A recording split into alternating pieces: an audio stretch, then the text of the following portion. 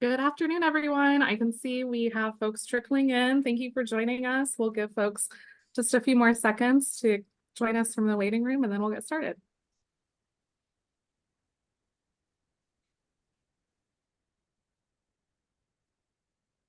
We are up to about 60 folks. So thank you again, everyone, for joining us. Just a note that we are recording this webinar today, and we're really excited to share with you our new district suitability analysis tool to support your zoning and housing work. So thank you for taking the time. My name is Andrea Harris-Long, and I'm the manager of housing at MAPC, and you'll meet the rest of the webinar team on the screen in just a few minutes. And as you're getting settled in, if you want to drop your name and pronouns in the chat box, we'd love to get a record of who's here today. We do have a full agenda, so we'll begin with a brief overview of the MBTA Communities Law, which we hope this tool can support as you work to implement your zoning changes locally. We also will quickly then move into demonstrating the tool and sharing how it was created, and we'll have a brief pause for technical questions, and then we'll shift into sharing how we hope that planners and local officials can use the tool to support your local planning and zoning work. And again, we'll pause for questions on how you might be able to use this tool in your 3A processes. And for questions, we do encourage you to use the Q&A function on the Zoom toolbar. We'll try to answer questions live, but we also will send out a follow-up with answers that we can't get to today.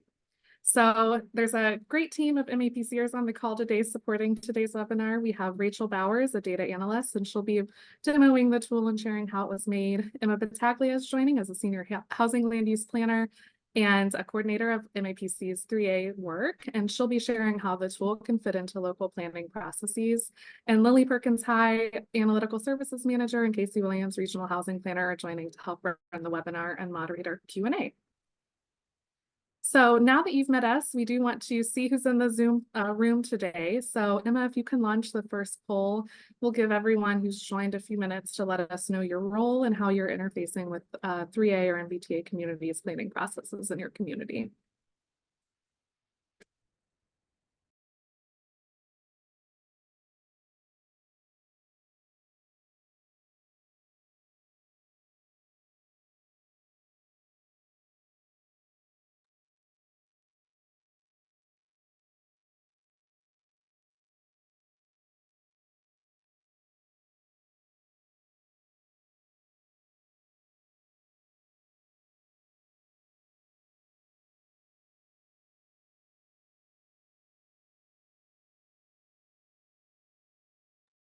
We'll give folks about another 10, 15 seconds to respond.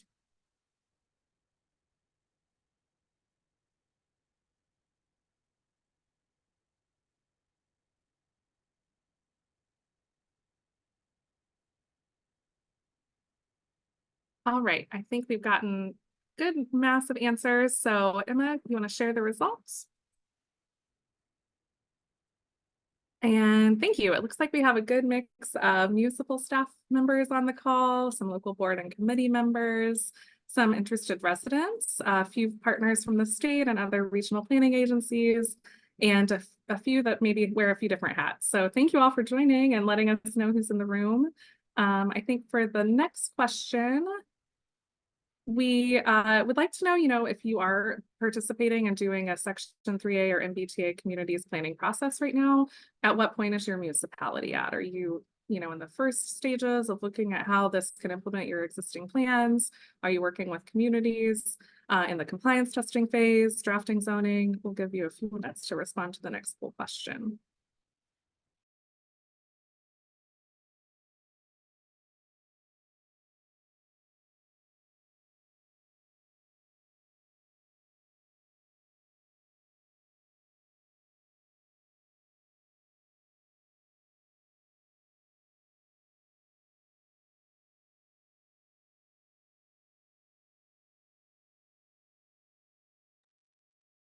We'll give folks about 10 more seconds and then we can share the results.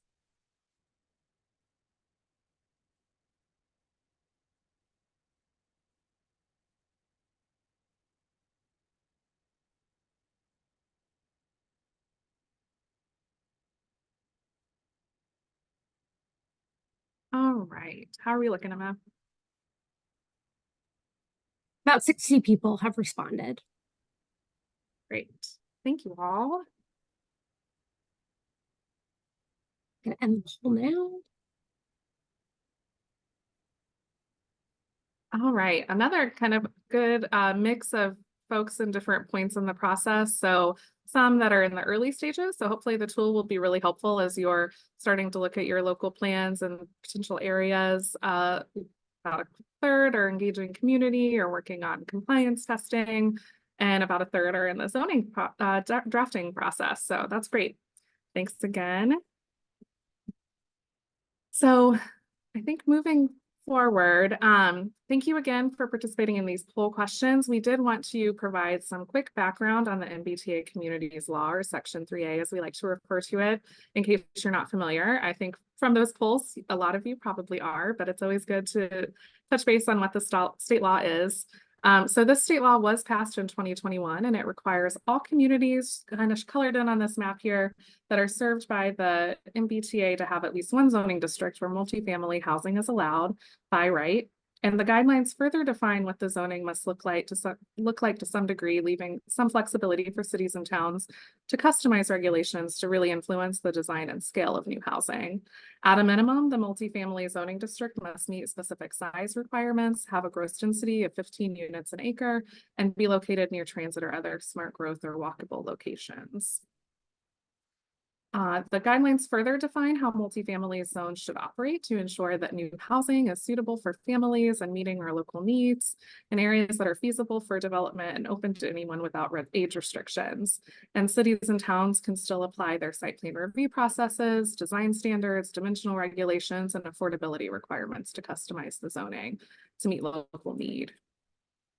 And it's important to note that multifamily is defined as 3 units or more. And so the state law is really intending to ensure that a range of housing types, like those shown on the slide here, are allowed in communities from, lower density types like triple deckers and quadplexes or courtyard homes to more dense multi-story complexes like you see on the right in this image. So we see this as really an opportunity for our cities and towns to have an opportunity to increase the share of middle housing through new zoning, something that we see is sometimes a little less available.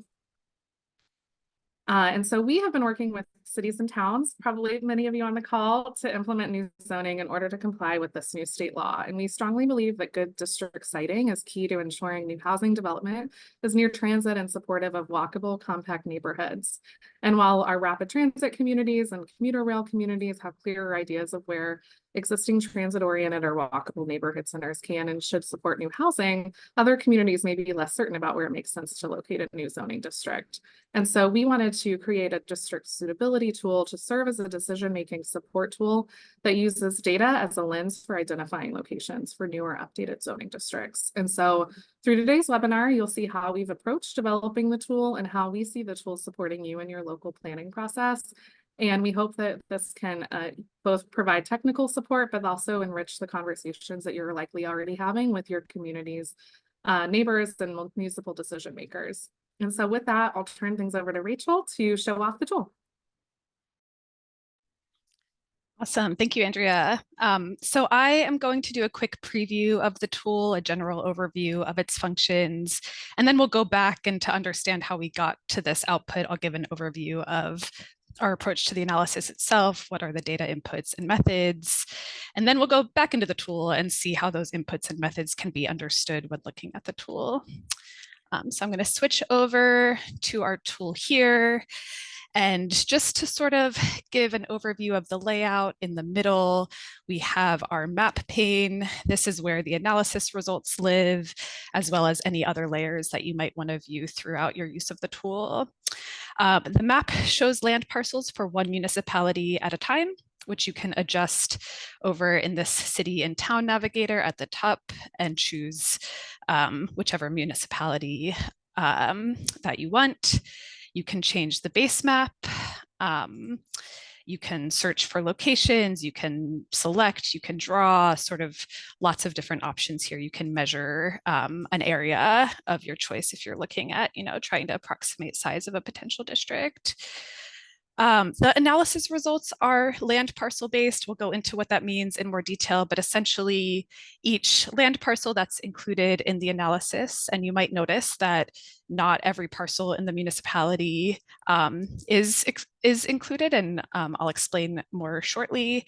But each land parcel that's in the analysis is scored from 0, which is represented by these lighter colors, 0 meaning least suitable for 3A district siting, to 100, which are our darker colors representing our most suitable locations. Clusters of parcels with higher scores are considered to be stronger candidates for multifamily zoning districts. When you zoom in and you click on a parcel, you get some information about the parcel and sort of what goes into the scoring. This will make more sense after we talk about the analysis itself, but that comes up in this parcel information panel. And then there's a few different widgets to interact with. First, you can sort of turn layers on and off to explore the different underlying layers that are included in this tool. You can filter by level of suitability or by parcel size. So we can do that here and start to sort of view only certain scores. You can add your own data either from ArcGIS Online or upload a shapefile, and then you can export or view the table of parcels for whatever you're currently viewing. And finally, I just want to point out that we have some guiding documents. So if you click up here in resources, we have a whole host of explainer documentation and technical documentation, deeper dives into methodology and data inputs. So everything that we're going to be talking about today is available in those resources and then some. And then I just want to point out that in our About project, we have contact information to contact either our team data services for questions about the data inputs or the tool itself, or the housing team at MAPC about 3A planning processes more broadly.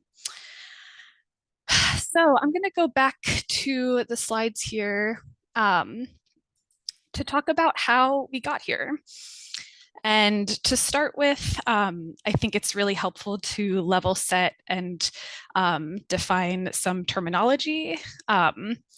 This tool is an example of what we call a suitability analysis. And at MAPC, we have some specific terminology that we use when we conduct suitability analyses. So I wanted to take a moment to walk through this. And so a suitability analysis is a way of evaluating and comparing sites for a particular use or purpose. They typically seek to answer a question like, where is the best location for blank? And that might include something like a new solar farm. We're going to use an example in the next few slides of citing a community garden, or in the district suitability tool, where's the best location for a multifamily zoning district? Once we've defined our question, we move on to identifying criteria. And criteria are the various physical, cultural, or economic factors that are important for determining suitability. Criteria come before we start to think about data. They're broader principles that we're evaluating sites with. They're answering a question like, what qualities will our preferred location for this use possess? And so for this community garden example, when we're citing a garden, we know that we want to think about growing conditions. We might want to prioritize a community garden where there's low existing access to fresh food and where there's high accessibility to residential neighborhoods. So those would be our criteria for this example. Indicators are where we start to get into data layers. We select indicators to represent the chosen criteria. They're never going to perfectly represent the criteria, but they're identifying the data that does exist that can give our best approximation. Indicators respond to the question, how will we know that the location fulfills the established criteria? They might be something like a physical characteristic, or maybe a quality like land value, or being within a historic district, or being a certain distance to a given amenity. And so again, to go back to our community garden example, When we're thinking about what it means to have good growing conditions, we're thinking about proximity to water lines. That's something that we can measure. We're thinking about having minimal shade, again, something that we can measure. And we're thinking about having high quality soil. For low existing access to fresh foods, we might be measuring distance to grocery stores, measuring distance to already existent community gardens, and maybe using low-income population as a proxy for food access. Generally, the way that we measure our criteria is by doing a sum or a weighted average of the input indicators. And then finally, some analyses will include criteria that describe where, no matter what, the use should not be located. We call these screened or excluded qualities. So in this community garden example, even if we scored really high in all of these criteria, we would still want to exclude parcels that have environmental hazards, parcels with really high slopes, or parcels that already have existing parks and playgrounds that we wouldn't want to suggest building over. And then often we're choosing a whole set of criteria or a bunch of indicators that feed into the criteria, but some are more important than others. And so we use weighting to demonstrate the relative importance of those criteria and their indicators. If we were to weigh all of the criteria equally, that means that every data layer or every criteria is just as important as others. If we're weighting some higher, it means that those parameters are more important for identifying our preferred sites. So to go back to our growing conditions example,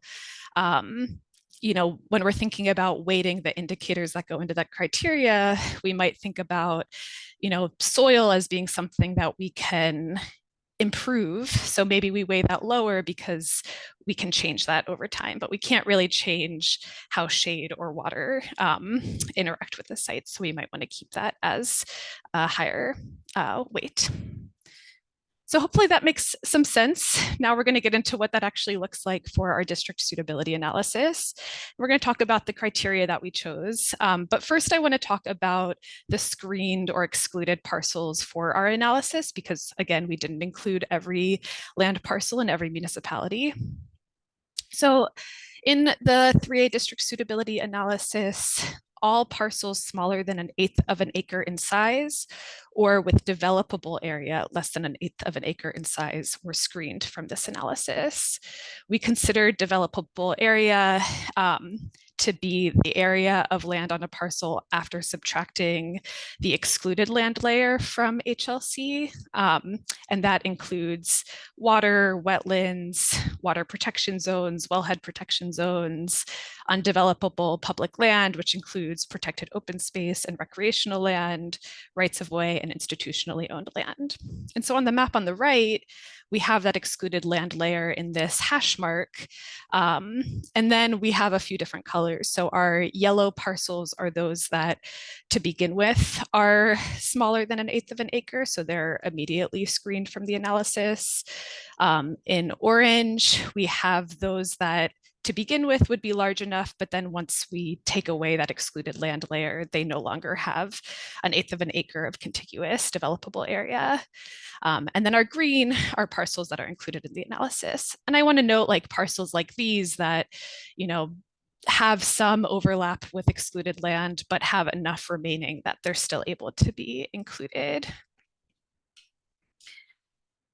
For our criteria, so for those sort of broader principles of what we think about when thinking about district siting, we have 6 different criteria. The first is being within the station area. This one only applies to municipalities that have a requirement to have a defined portion of their district within the transit station area. And our idea here is that obviously locations within that half mile radius around a transit station are going to be better suitable for district siting. Then we have the criteria transit accessibility. This is prioritizing locations that have access to transit options so that current and future residents can rely less on personal vehicles. Next, we have local accessibility, so prioritizing locations in more pedestrian-friendly areas so that there are fewer trips required in personal vehicles for access to both jobs and other amenities. Next, we have flood risk, so wanting to prioritize locations that are less exposed to flooding so that future residents and current residents are less exposed. Next, we have development feasibility, looking for locations that would have fewer barriers for development or redevelopment of housing so that we could actually be more likely to see housing construction. And then finally, we have net residential capacity, so prioritizing locations that would yield more housing units if developed or redeveloped as housing. I'm going to go into the indicators that support each criteria, but what I want to note quickly here is that each criteria is scored from 0 to 1, where parcels that have scores closer to 0 are the least suitable for that criteria, and then parcels that score closer to 1 have the highest suitability for that criteria.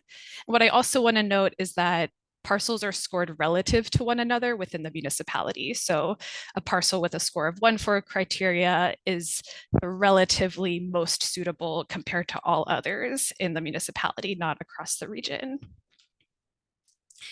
And so to quickly walk through all of our criteria, starting with transit station area, this one is the easiest. There's only one indicator. Parcels receive a score of 1 when they're within the transit station area. That's seen on the map here to the right in this bluish purple color. And parcels that are not within the transit station area receive a score of 0. And that's this kind of hard to see grayish white color. Next, we have transit accessibility. So this is sort of expanding the idea of transit beyond just being within that buffer or outside of it. And here we have 4 different indicators. The first, so parcels receive higher scores when they are closer to transit stations or bus stops up to 1 mile. They receive higher scores when they're in the half-mile walk shed from commuter rail stations, when they have a larger number of jobs within 45 minutes by transit, that's a University of Minnesota study, and when they have a higher share of non-auto commuters, which is American Community Survey data. So when all of those indicators are combined, we come up with a transit accessibility criteria score where the most transit accessible parcels score closer to 1 and have this darker blue color in the map on the right. For local accessibility, we have 3 indicators. So parcels receive higher scores when they are located within school walk sheds, when they have a higher walk score, or when they are within or near to a town center. And so when we combine those 3 indicators, we end up with a local accessibility criteria score where parcels closer to 1 are considered to be more suitable for local accessibility, and that's seen in the map here to the right in darker pink colors. Next, we have flood risk. We're using 2 data indicators here. That's FEMA flood zones, and for coastal municipalities, the Massachusetts Coastal Flood Risk Model. And so parcels can have up to 3 different scores. They receive a score of 1 if they're not in the FEMA or coastal flood risk model extent. They receive a score of 0.5 if they are in one but not the other, and then they receive a score of 0 if they are located in the flood extent for both the FEMA flood zone and the Massachusetts coastal flood risk model. Development feasibility has the most indicators.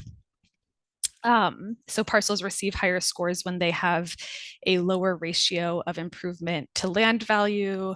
So trying to kind of poke at building value compared to the land value that the building is on.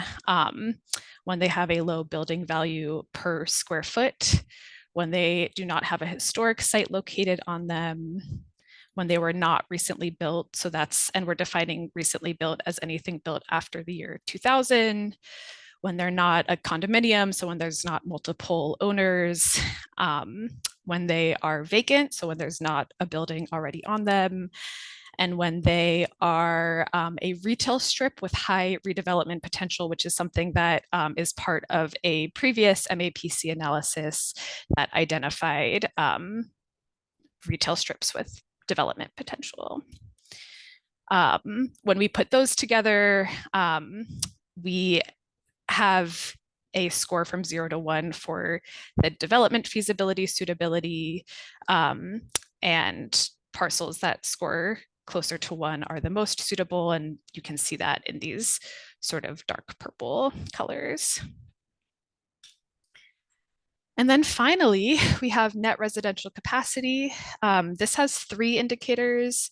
Parcels receive higher scores when they have an existing smaller existing floor area ratio, when they have fewer existing development units per acre on site, and when they are larger. So when their sort of developable land area is the highest.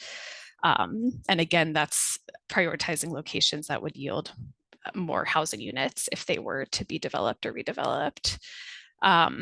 And so when we put those 3 indicators together, we end up with a residential capacity criteria score from 0 to 1, where our most suitable parcels closer to 1 are in this purple color on the map to the right. So that was all a lot. It was very quick.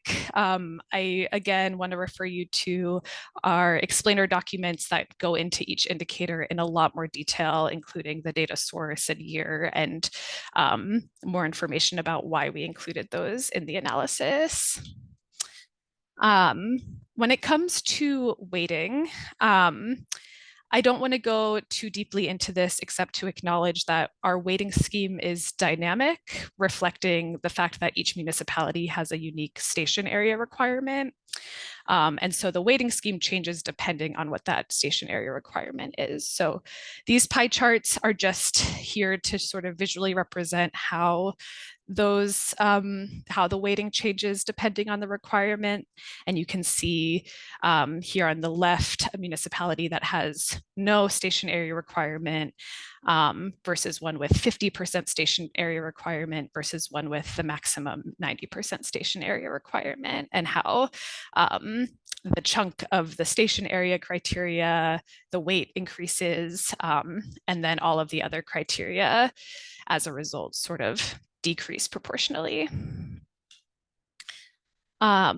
When we do our weighted average of all of the criteria, that's how we end up with our final suitability score, where again, we have a score from 0 or least suitable to 100 or most suitable. And we can see that here on the map to our right, and that's the result that we can see in the tool that I will share again in a moment.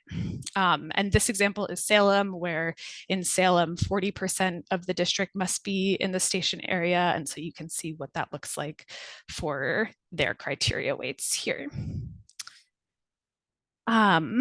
So again, happy to dive in more in the question and answer session if that's of interest, but I'm going to go back to the tool and just take a look at how some of those inputs show up here. And so let me actually get rid of our filter here. I'm going to go back to Acton. And so, you know, when you open the tool, what you see is the final district suitability, but the criteria score layers are all also present. So if you're interested in, you know, just transit accessibility, for instance, you can instead turn that layer on and see what that looks like. And then if you really want to understand why a transit accessibility score is what it is, then we also have our layers for all of the inputs for that criteria. So we can look at the commuter rail walkshed and the transit station area and the number of jobs within 45 minutes of transit. And you can see with the legend to the right, or also by clicking on this legend item icon here, the information about what you're looking at. The other thing that you can do to kind of learn more about the criteria and inputs is, again, to click on a parcel and look over at the parcel information. And I'm actually going to zoom in a little bit.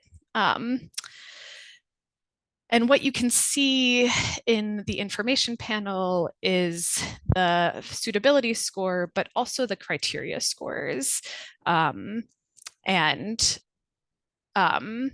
as well as the criteria weights. So getting a sense of what the weights are for Acton or whatever municipality. And we do talk about here what the station area requirement is to kind of provide context for why the weighting scheme is what it is.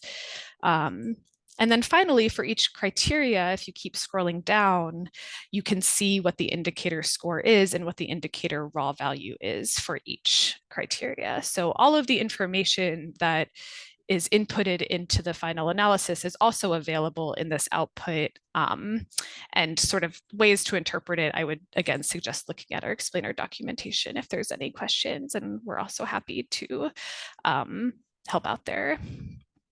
And then finally, to touch back on some of the ways to interact with the tool, again, you can sort of filter based on a suitability score, or maybe add data to take a look at how the parcels, how the suitability compares to your districts. But I also wanted to show a little bit on how some of these map tools work, because I think that they can be really useful, both in the district siting process, but also in engaging with people and sort of increasing the interactivity of this really, dense information. And so just to show that you can kind of draw on the map to sort of approximate, like, okay, what would it be like if we, did cited a district over here, and what would that look like? And, it's sort of a way to start to sketch out ideas, and you can look at the area measurement, you can choose which measurement, so you can also get a lot of really great information there.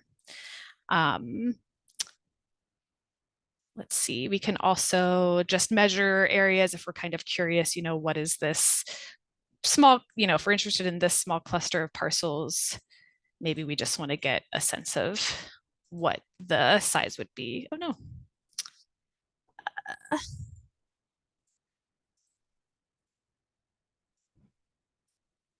And you can change the units there. Oh gosh. And you can see I haven't used this too much, but you can also change the units here and kind of move things around. And then, yeah, that's really it. The one other thing that I wanted to show, because I actually just learned about this in ArcGIS Online, which is where we've built this tool through, is kind of constantly changing and updating and improving.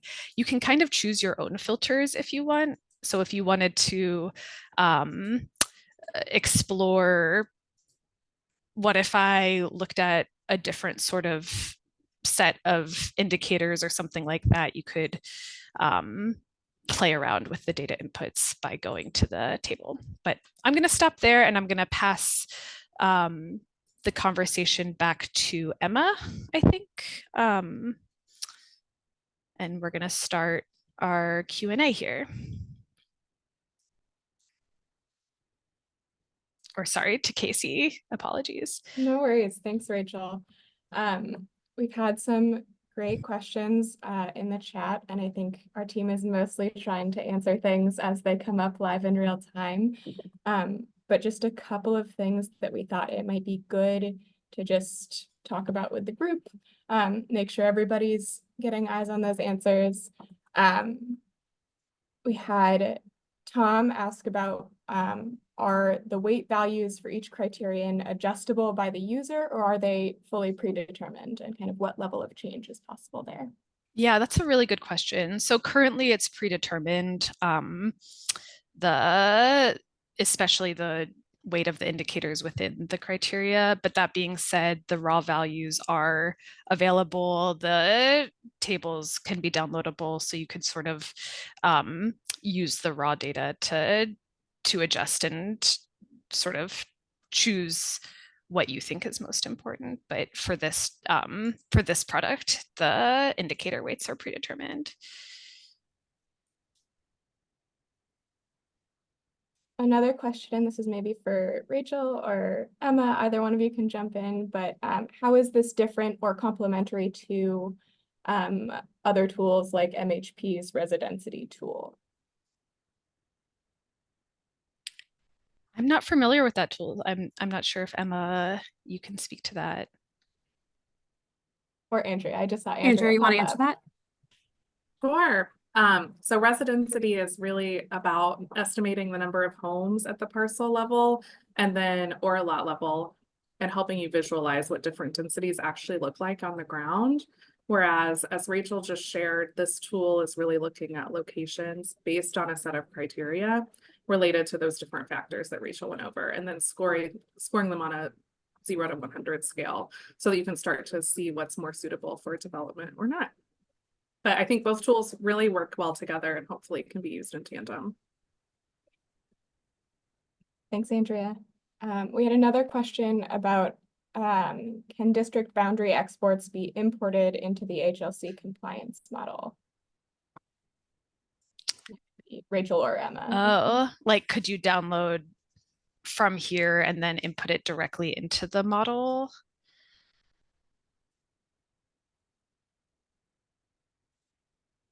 Or can you upload your district into this tool? I'm not sure if I understand the question. I think it's the former. Right. That's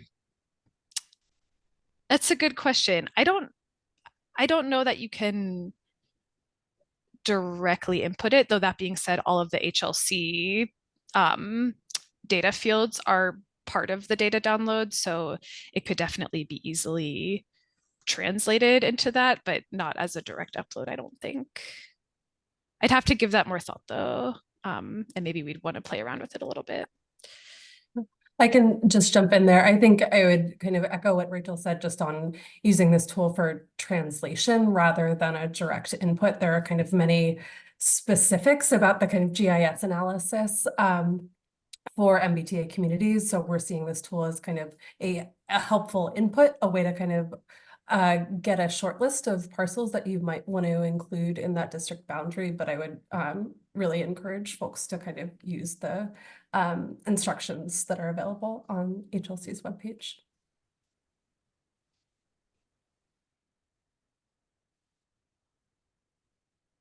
Thanks, Lily. Want to just, again, if folks have questions, do feel free to plunk those into the Q&A feature. Lots of new things coming in as we're talking, so I'm facilitating live. Let's see.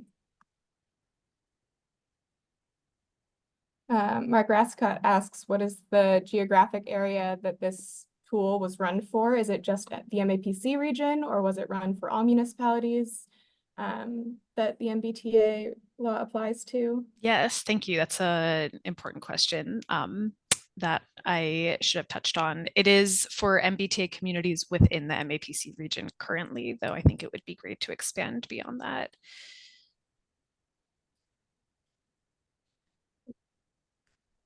Does the tool take into account constraints like wetlands, or if an area is in an aquifer resource district? Yeah, so I'll go back to sort of that definition of excluded land from HLC. So we are screening out parcels that overlap considerably with HLC's excluded land layer, and that layer includes wetlands and water protection areas and other sort of environmentally protected areas. And when we ran the analysis on parcels that have some overlap with the excluded land layer, but still have a developable portion, we were only running it on the portion that doesn't overlap with that excluded land layer.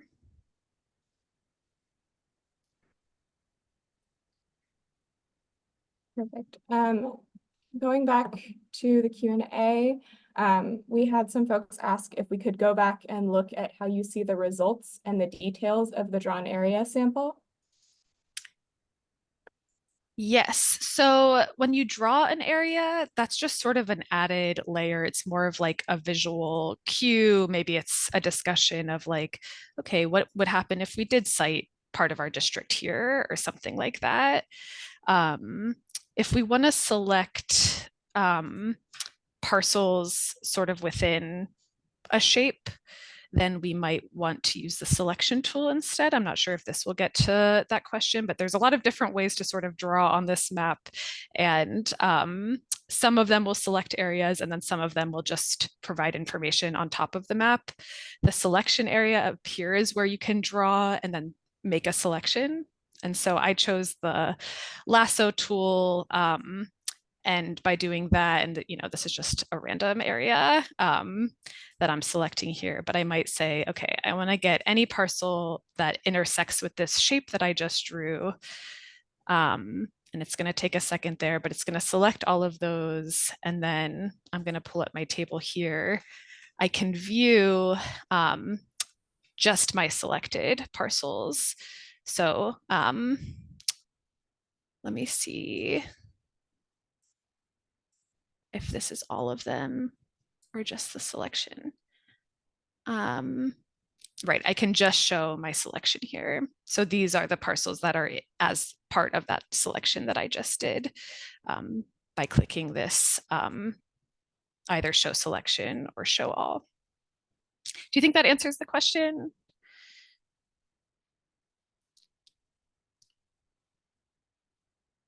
Yeah, I think so. Unfortunately, to get the area of that, then you would have to use either the measure or the draw on top of that. So, there's sort of multiple steps that would have to be taken to get that full information.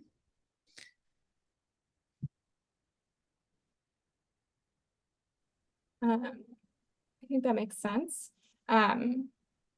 Another question, why were small parcels excluded from the database for this tool? Oftentimes smaller lots can be in common ownership and could be developed. Do you want to talk a little bit about that parcel selection process? Yeah, that's absolutely true. Part of it was just the ability to host a large amount of data through ArcGIS Online. But maybe I'll actually pass that to Emma.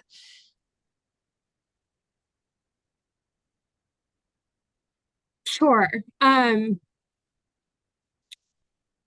Sorry, can you just repeat what you just said? Sure.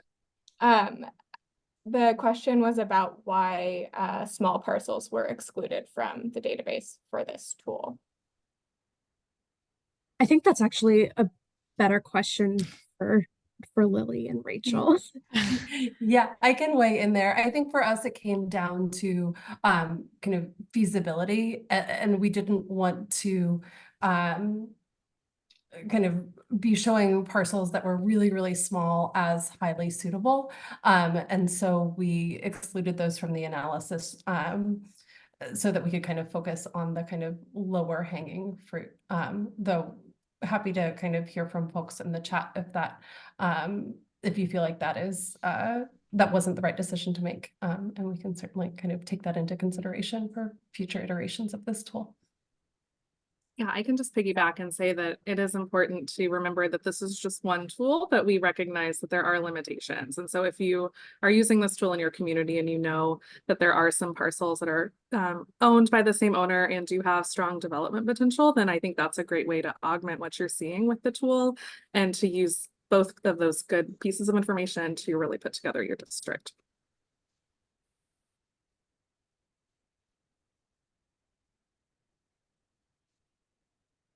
Thanks all. Oh, I think we have time for maybe a couple more questions as we're poking through here. Glad to see that folks are already playing with the tool live. I have a question from Tom who says, when I select an area with the polygon tool, it still lists all the parcels in town and the export tool does all the parcels in town. And does not show the area. Yep. So again, And this is just a finicky, we're limited by sort of the tool that we have to work with. But you can toggle that, and I'll show it in the export as well. When you click these three dots here, you can just show your selected, and you can also, and you know what? I'm curious. Sorry, just realizing this in real time. The export function just like seems to turn on and off sometimes. But I know that when that is available, and I'll check in on that, you can sort of do just the selected or all of the data. So once you have a selection in place, you should be able to have the option to work with just the portion that are selected, or all of the parcels in the municipality. Hopefully that answers that.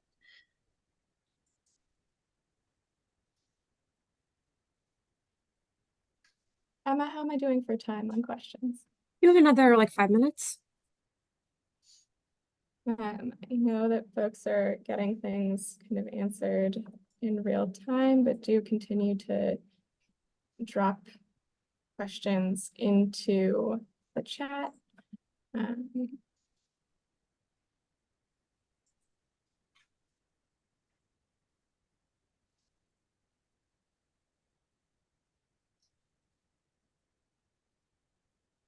see.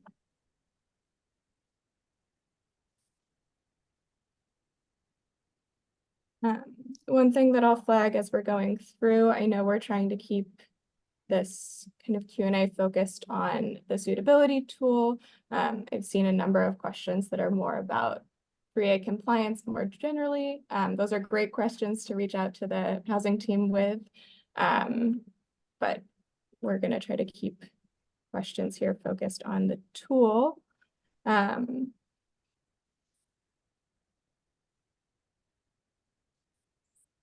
Let's see.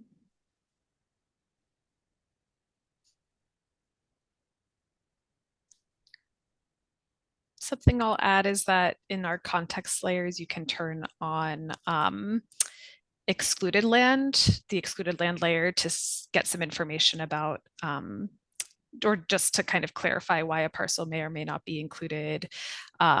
We also have MassGIS's parcel data. So for those that aren't included, you can interact with those parcels still, although I'll note that that you the only information that you can get is on the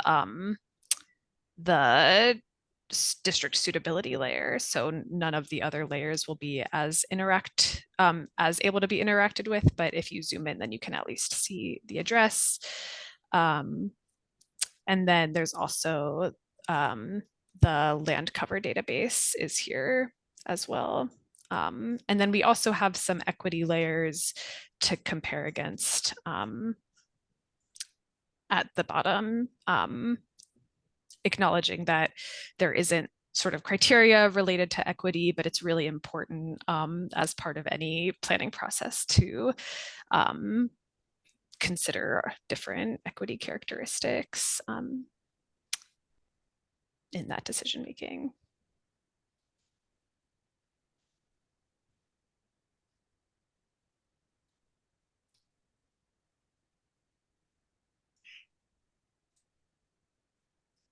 Casey, I think there are a few questions in the chat we might want to answer.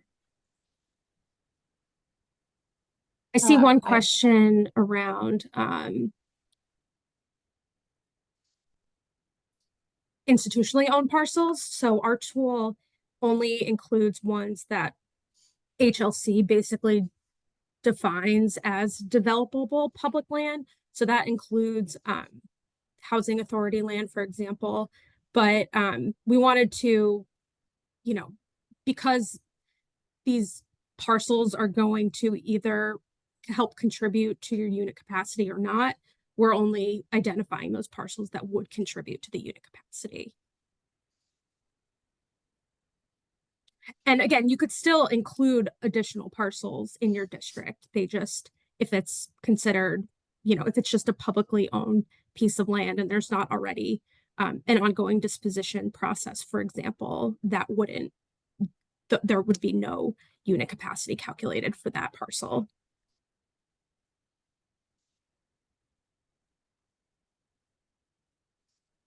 Another maybe more technical question coming out of Q&A. Can you tell us a little bit about the source year of ownership, source year for the assessor's data that you're using to inform the analysis?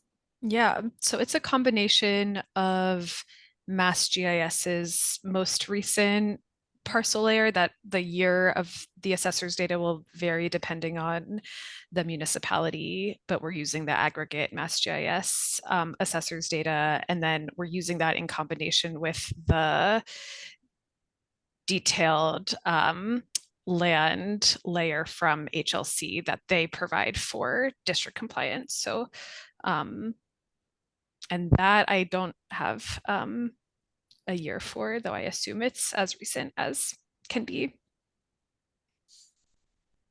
And I'll note just sort of on another technical note that where there is an incongruity between the MassGIS layer and the HLC layer, those parcels are dropped. Unfortunately, there aren't a ton of them, but there are a handful in some municipalities that, you know, maybe the parcel ID changed or something about a parcel's ownership structure changed or something since between the publishing of those two layers.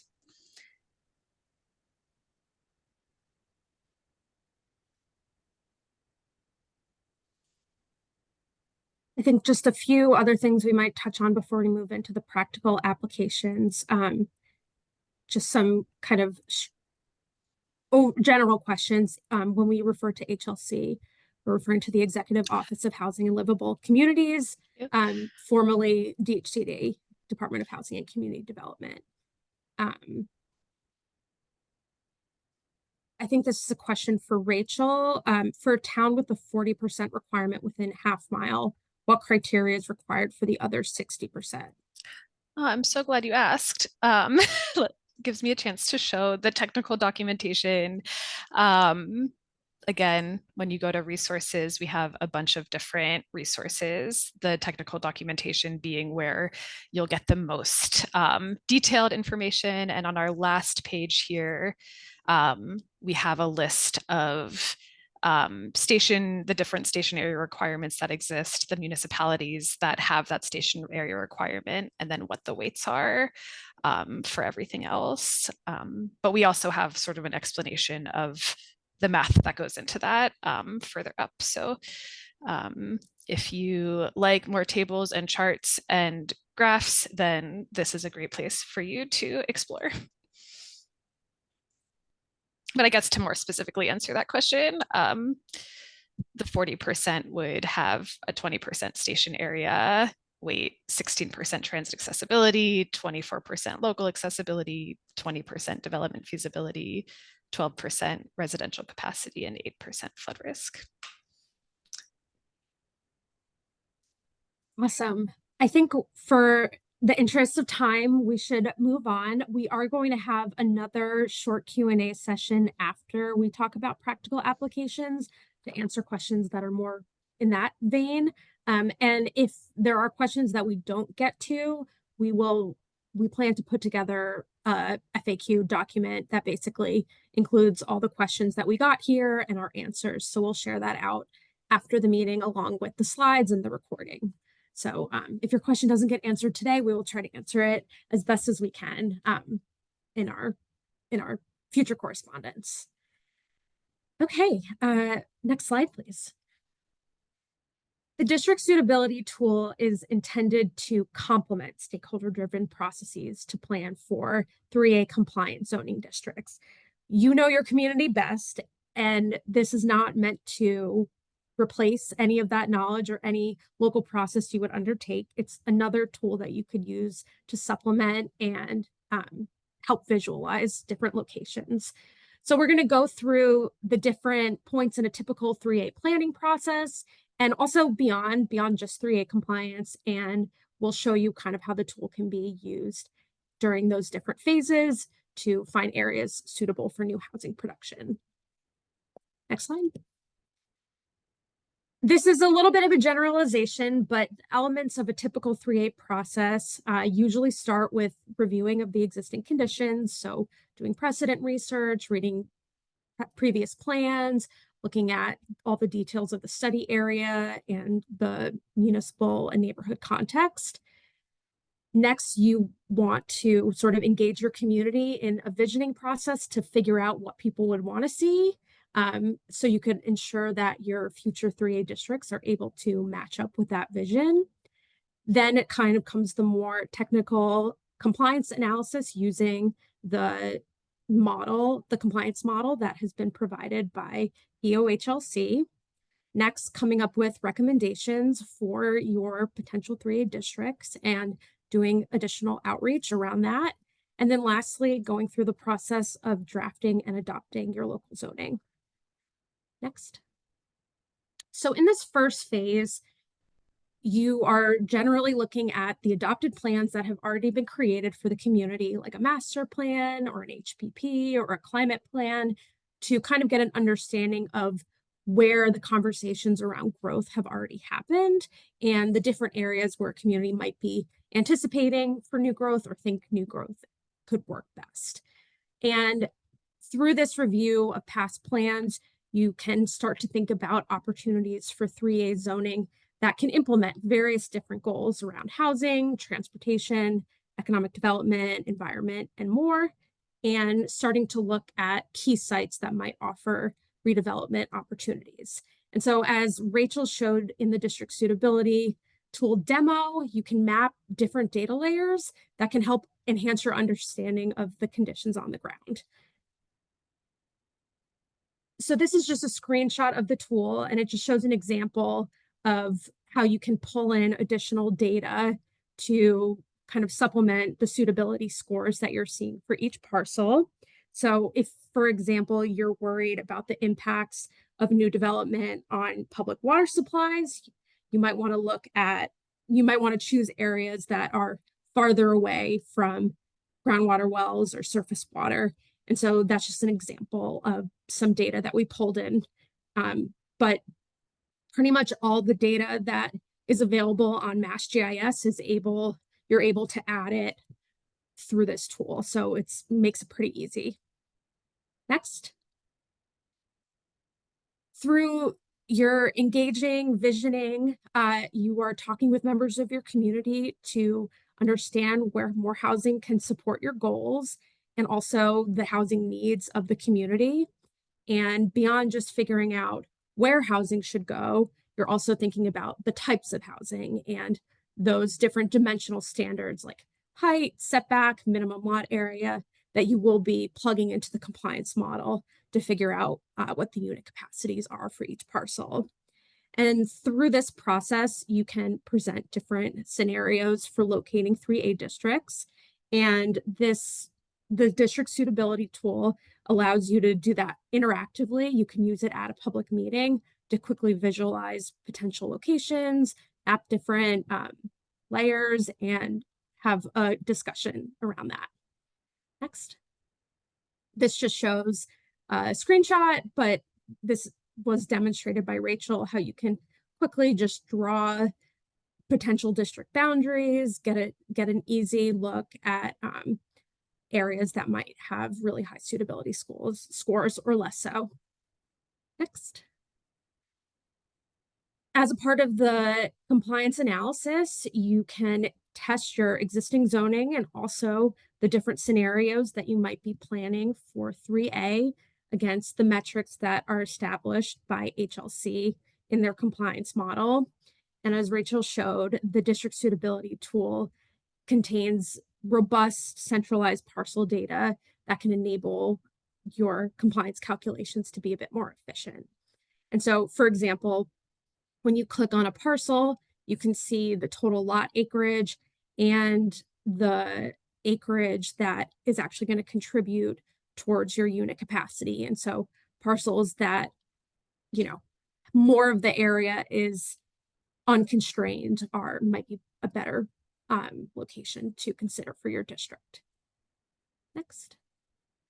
Through the recommendations process, you're looking for ways you can update your zoning to match with the community's vision for the area and sharing that out with the public and getting more feedback on it and explaining how your recommendations can implement these other local goals that you might have. So beyond just housing, other things like transportation and economic development. And the tool provides data indicators that we discussed in a lot of detail that can help support that ultimate district determination. So for example, as we showed, when you click a parcel, you can see the criteria scores for that parcel. And then, as you go down, you can see a lot more detailed information about the different indicators that go into each of those criteria. And then lastly, as you draft and adopt zoning, you're holding your public hearings and your board and committee meetings to finalize the zoning amendments. You can use the tool through those various processes.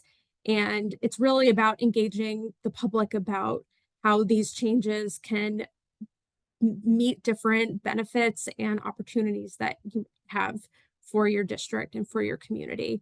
And it can be used after zoning has already been adopted to help further inform your policies to support housing production. Next. And lastly, it's a tool that we really see having a use beyond just 3A. It can, sites that are showing up as highly suitable might be good sites that you want to include as potential mixed income development locations for a housing production plan. Sites that are really suitable might be good sites to acquire or dispose of for affordable housing purposes. And then sort of in that same vein, a parcel that shows up as really suitable, but you as the local planner or resident know that there might be some naturally occurring affordable housing on that property, which would put those residents at risk of displacement. You might want to couple your zoning with other policy changes that can help reduce the risk of displacement. So, for example, adding, providing subsidies to add permanent deed restrictions to those parcels so they remain affordable in perpetuity or for a certain amount of time, or, for example, advocating for different state policies like tenants' right to counsel. So really making sure that you're taking a holistic look at these different areas. All right, well, we are really hopeful that this is a tool that will be useful for you. We just wanted to do a quick poll to see how likely you are to use this tool for your Section 3A planning process. We won't be upset either way. So I'm just going to pull up that poll quickly, and then we will have time to do some more Q&A.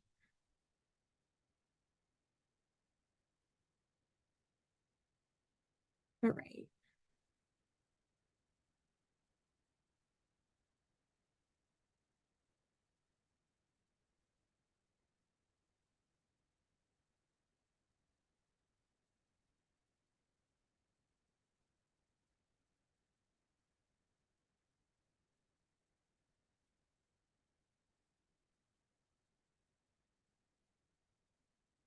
I'm just take another 15 seconds or so.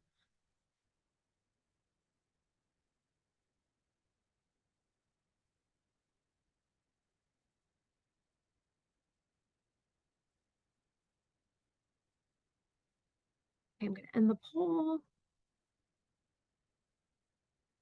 So the vast majority of people are very likely to use that, which makes us really happy to see. And, we hope that we can continue to be a resource for you as you might have questions about the tool and also more generally your 3A planning process.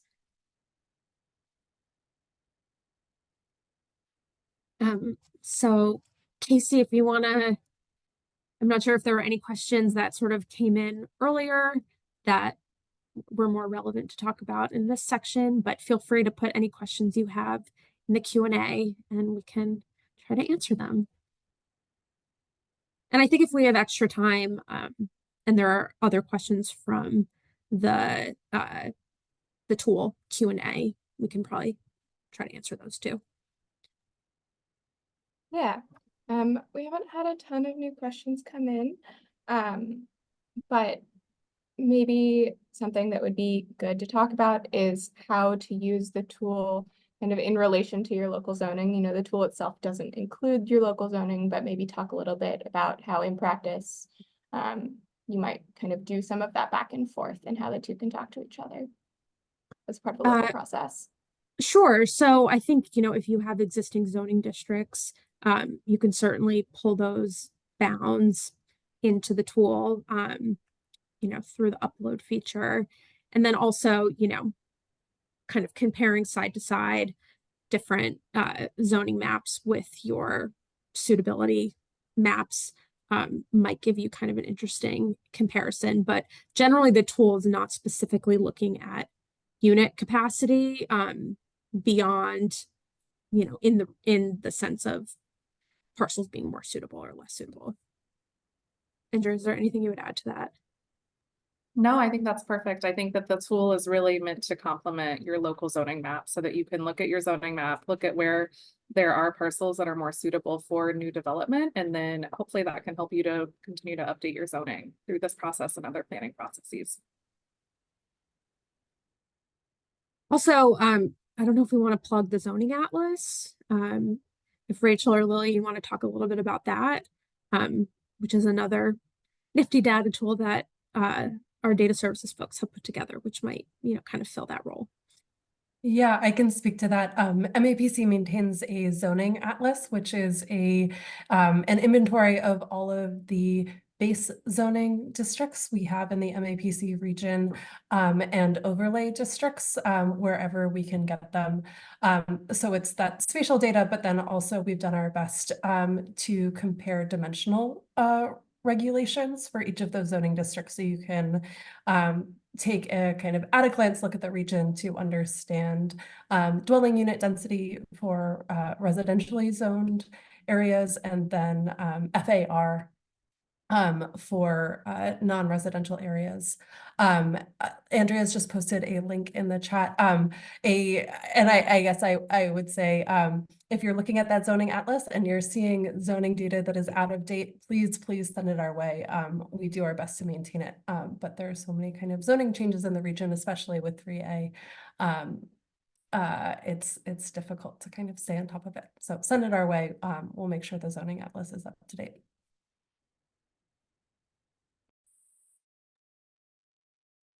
Maybe a couple other technical questions about excluded land.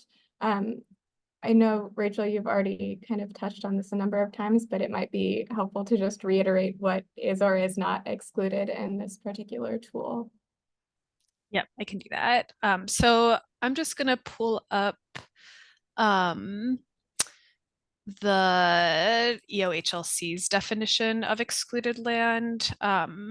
If I could just get it on the right window here.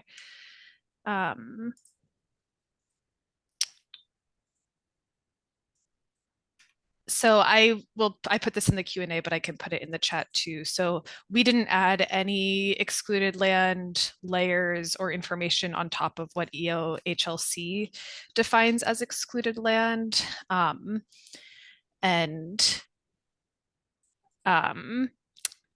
Just to help clarify, their definition of excluded land is publicly owned land except for publicly owned land that they've determined to be developable. And I can also send a link for where they've defined that. Rivers, streams, lakes, ponds, other surface water, wetland resource areas, as well as the buffer zone around wetlands and water bodies, according to Title V of the State Environmental Code. So I'm not sure if that answers that specific question.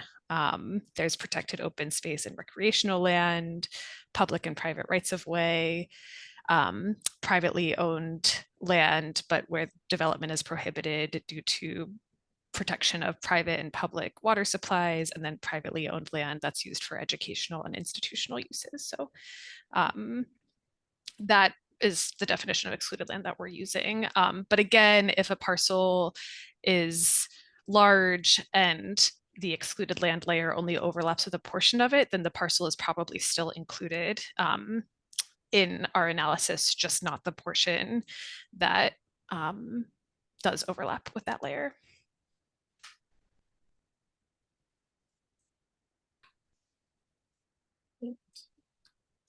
Thank you, Rachel.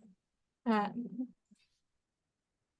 sure there have been questions that I have missed as I am scrolling through both the chat and the Q&A feature. So if you have a pressing burning question that has for some reason been cleared or not yet answered, do feel free to go ahead and drop that in now. I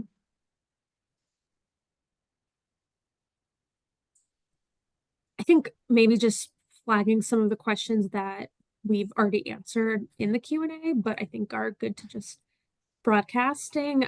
So one question around, are the weighted values for each criterion adjustable by the user or fully predetermined? And Lily responded to this, that the weight values are predetermined because it kind of is based on how much of your station area or how much of like the area has to be within the station. But, you know, we'd love to hear if there are alternate weighting schemes that you would want to see. I'm going to answer the question about exporting to CSV or Excel. That should be a feature. And I agree that I didn't see that as an option. So I'm going to go back in and make sure that that's an option. I've noticed that that happens with different ArcGIS Online applications, and I'm not sure why, but I'll make sure that we amend that. Great. Another question from Annette, looking at my town, the most suitable areas would take away our few business zones. How does this equate with the state's model? And Andrea responded that this is an example of where the tool can really help support your broader planning conversations. So for instance, could those business zones better support mixed use to allow some residential, or what local actions could help expand suitability beyond business zones?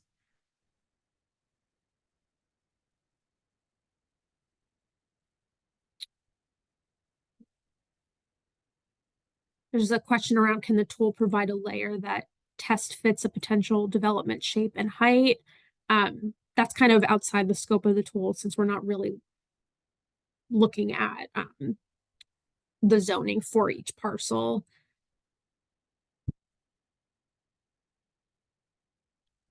I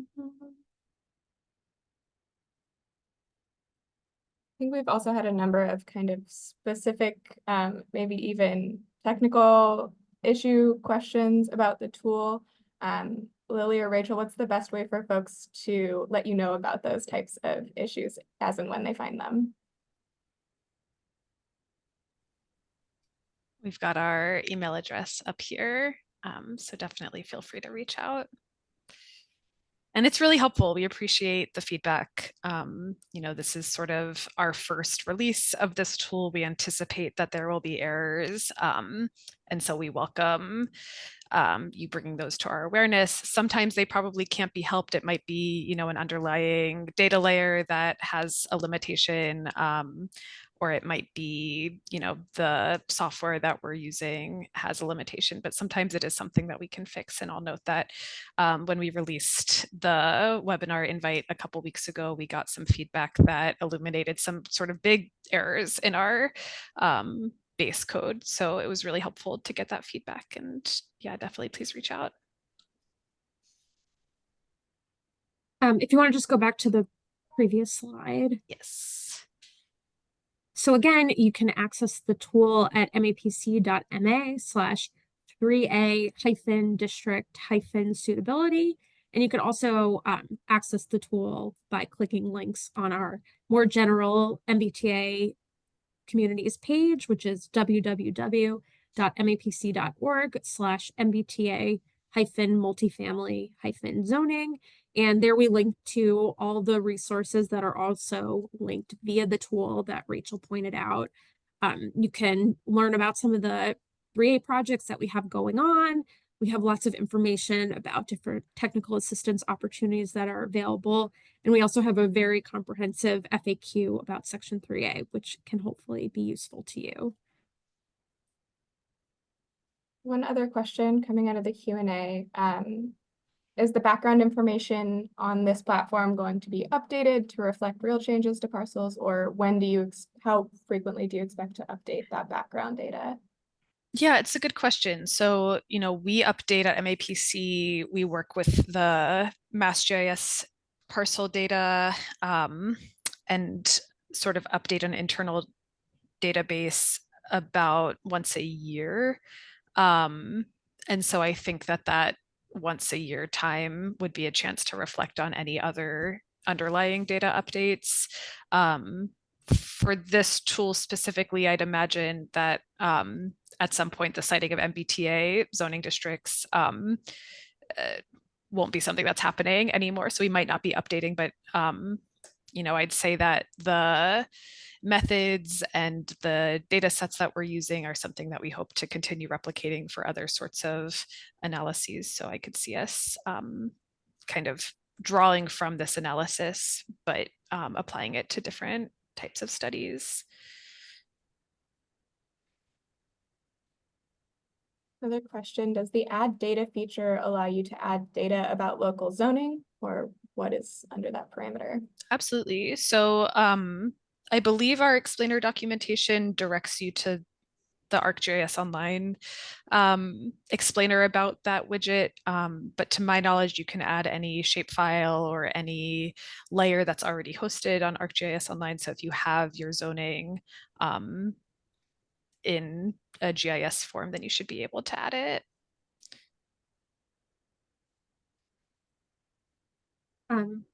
Chris Kletchman, our someone very involved with the 3A program at EOHLC, has instructed anybody who has a question for EOHLC to please email eohlc3a@mass.gov, and I put that in the chat. One other question coming out of the chat. What's the ability for a regular town resident to save or print a proposed zoning area to pass on to town officials? Is that a good use of this tool? Or potential use of this tool? Yeah, I mean, really anybody can use it if you want to sort of play around with it and, figure out, areas that you are thinking might be really good going into a public process. Yeah, I think anybody can use it to kind of draw and pull up different layers and then taking pictures of those screenshots. Yeah, I would just highlight the kind of recommendation to take a screenshot of the map rather than to print the printing widget available through Arc Online. The mapping software we use leaves a lot to be desired. So our strong recommendation, if you want to kind of print something or just take make a PDF to bring somewhere, is to use the screenshot program on your computer to do so.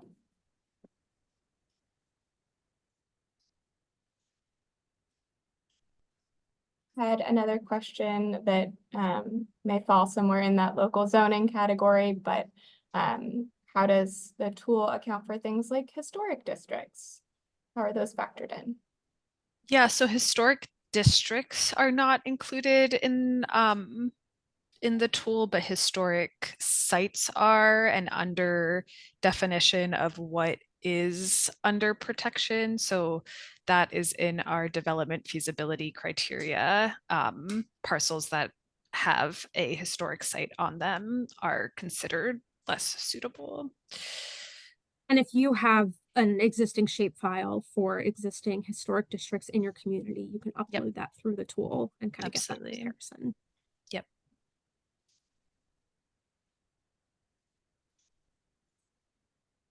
Is there a way to quantify the number of parcels by selected area, and then the potential to export that information?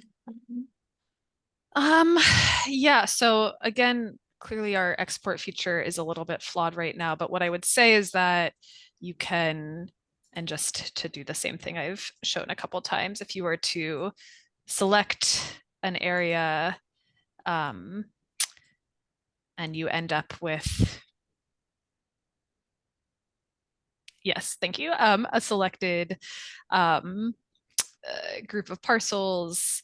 When you do go to export, once that feature is back available, the field for lot acreage for that includes both excluded land and for those that don't include excluded land will be present in that export, and then you could just get a sum of that size. I don't think you can do that live in the parcel in the tool itself, though you can approximate it with the measure tool.